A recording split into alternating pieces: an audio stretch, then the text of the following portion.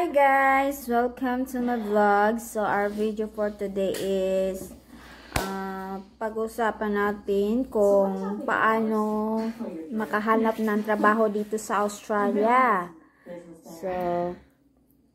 So tips lang to guys ha. So kung ikaw ay bago ka pa lang dito sa Australia para sa YouTube, pero kung matagal ka na dito sa Australia, pwede ka rin mag-comment para mayroon din silang idea. Okay? So itong pag-uusapan natin is ano ko lang ha, yung tingin ko lang. Yan. Sa nakikita ko lang. Kasi ako din, naghahanap din ako ng trabaho.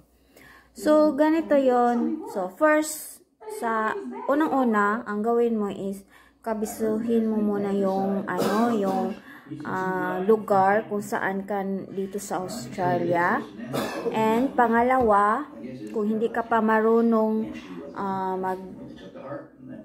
mag-drive, kasi kailangan dito mag-drive kasi mag-apply, mga ganon, papuntang work. So, kung hindi ka pa marunong mag-drive, ang pag-aralan mo is paano mag-bus. Yan, bus. So, yun, pag-aralan mo yan. So, ang pangatlo, mag-a-apply ka ng trabaho, diba? So, anong trabahong gusto mo?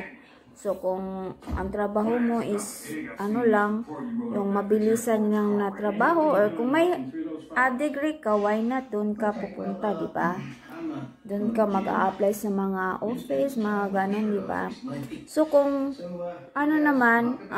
hindi ka namimili, pwede ka naman maghanap ng sa restaurant, kitchen, cleaners. Tapos, kung lalaki ka, tawag nito, construction, ganun, mayroon kang mga skills dyan. So, yun ang hahanapin mo. Pero kung for example, yung hinahanap mo is wala pa talaga. So, kung gusto mo nang may trabaho agad, yung hindi ka namimili is cleaners, kitchen, mga ganyan. Mabilis lang yan sila. Sa mga kitchen. Ganyan. Then, kung ang panglima is saan ka mag-a-apply. Minsan, kasi mayroon silang online. Pwede ka doon sa SEC,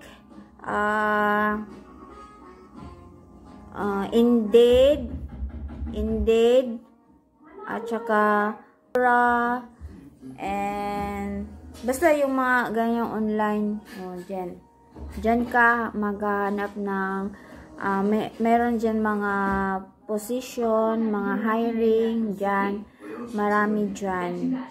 Tsaka kung hindi ka pa rin makahanap doon na yung tawag nito, nahirapan ka doon kasi marami din silang mga mga kailangan. Tapos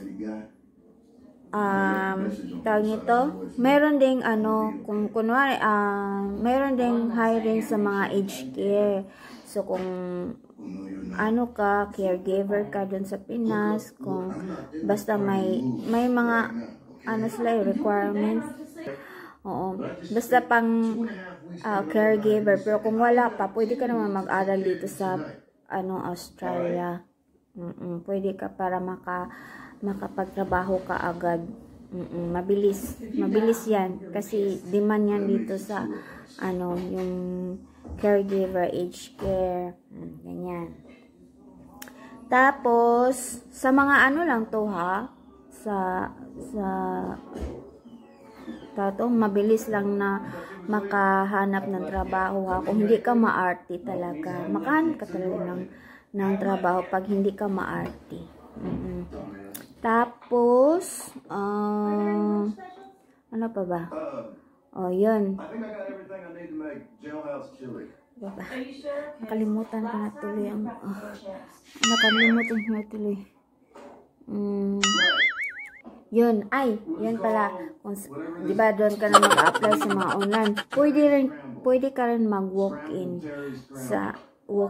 kasi meron din sila sa mga mall, tapos tawag nito, meron din nag-hiring doon nag-hiring walk-in. Tapos kung ano talaga, hindi ka talaga magtanong-tanong ka sa mga, kung may kakilala ka na dito sa Australia, mga Pinoy, yun, magtanong ka, baka may hiring sila, mga ganun, may alam sila kung saan yung applyan, mga ganun. Kasi may mga Pinoy din na tumutulong kung saan pwede mag-apply, mga ganun. Tapos, mayroon ding tawag nito, mga Pinoy na hindi. So, i-try mo lang yung mga Pinoy. Pero mag-try ka rin sa mga puti kasi sila, din sila sumasagot din sila.